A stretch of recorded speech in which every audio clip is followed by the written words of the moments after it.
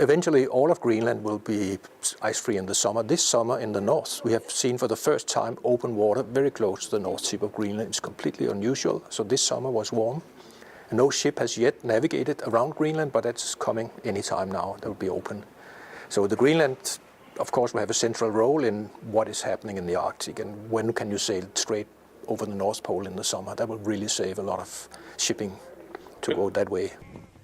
What we've seen in the Arctic, which makes it very different from most other areas, is that it's been a very quiet area with very soft power even between Russia and the US, even during the Cold War. When a new player such as China enters, that can sort of stir the pot in a way that the Americans won't like.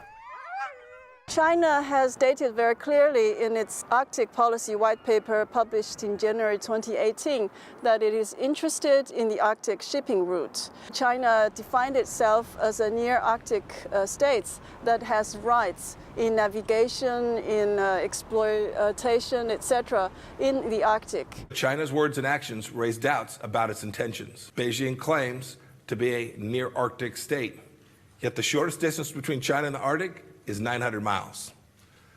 There are only Arctic states and non-Arctic states. No third category exists, and claiming otherwise entitles China to exactly nothing. Because the Arctic is a place of wilderness does not mean it should become a place of lawlessness.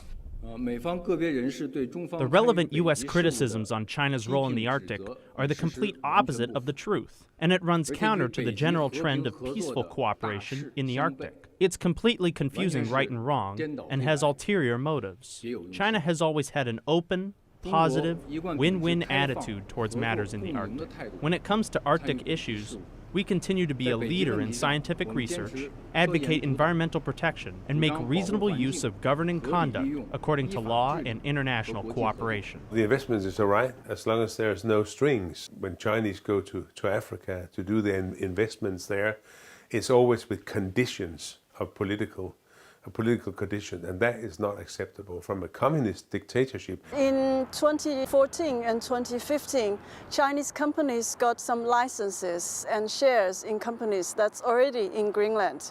And that was also a result of Greenlandic government courting Chinese investors. So with these Chinese state-owned enterprises and private companies, they're looking for overseas natural resources as a strategic long-term asset for their companies' development. And that's how they got into the mining businesses in Greenland.